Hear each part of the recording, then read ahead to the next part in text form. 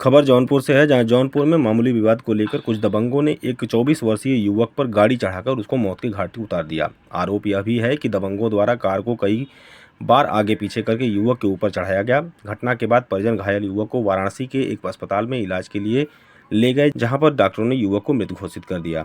युवक की मृत्यु के बाद परिजन शव घर लाकर हंगामा करने लगे। आरोपियों की तत्काल गिरफ्तारी की मांग को लेकर परिजन शव सड़क पर रखकर चक्का जाम करने की कोशिश कर रहे थे। यह सूचना जैसे ही पुलिस के अधिकारियों को मिली, मौके पर एसपी सिटी सीओ सहित कई थानों की पुलिस पहुंच गई। मौके पर विधानसभा के राकत के सपा विधायक तूफानी सरोज भी पहुंच गए और उग्र भीड़ को किसी तरह समझा बुझाकर शांत कराया, जिसके बाद पुलिस शव को कब्जे में ले पाई। पूरा मामला जलालपुर थाना क्षेत्र के मकरा चौराहे की पास की है। बताया गया कि रेहटी गांव के निवासी पंकज राजभर का उसी गांव के छोटू सिंह रोहित सिंह से कुछ बातों को लेकर विवाद हो गया था। देखते ही देखते मामूली कहासुनी के बाद विवाद मारपीट में बदल गई। आरोप है कि मारपीट से गुस्साए छोटू सिंह और रोहित सिंह अपने कार को पंकज के ऊपर चढ़ा दिए, जिससे उसकी मौत हो गई। पुलिस तहरीर के आधार पर मुकदमा दर्ज कर आरोपियों की गिरफ्तारी के लिए जगह जगह दबिश दे रही है। सपा विधायक तूफानी सरोज ने इस घटना को जघन्य अपराध बताते हुए सरकार को घेरते हुए उन्होंने बटोगे तो कटोगे के नारे पर तंज कसते हुए कहे कि सरकार सही कहती है, बटोगे तो कटोगे।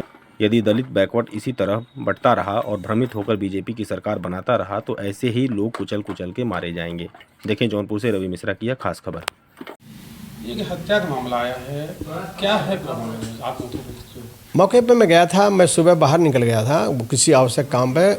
आया जब तो यहाँ पता चला कि त्रिलोचन महादेव के पास एक राजभर की जघन्य हत्या की गई है।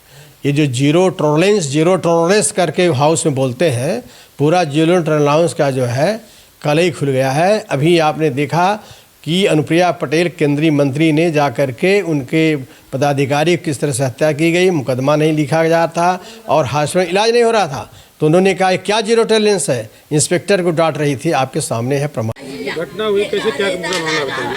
घटना बहुत ज़्यादा गंभीर नहीं थी, केवल उन्होंने एक आनंद राजभर के थे, वो शेयर मार्केट में काम करते हैं, उन्हीं को 2 पटाखा मार रहे थे। उसके बाद वो फ़ोन किए, जो कि इनके भतीजे लगते थे। हम सब लोग ने, हम भी साथ थे, जो कि वहाँ पर पहुँचने वक्त उन लोगों ने फिर धराधारी कर लिया। सब पर वो लोग 5-6 लोग थे, जिसमें से 3-4 लोग फरार हो गए। जो स्विफ्ट गाड़ी थी 2777, जो कि केवल पंकज राजभर टारगेट नहीं थे।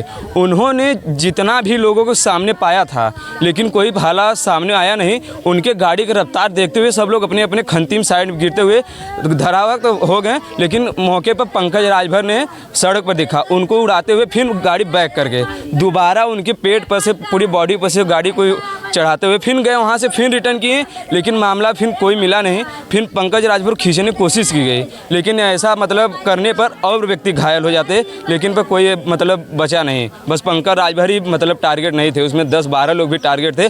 अगर जो भी सामने आता वो भी पंकज राजभर की तरह हाल वो कर देते। पंकज राजभर पैदल से नहीं, पंकज राजभर तो वहाँ बाइक से पहुँचे थे, लेकिन उस समय जो वारदात ये लोग किए हैं, उस समय पंकज राजभर सड़क पर पैदल थे।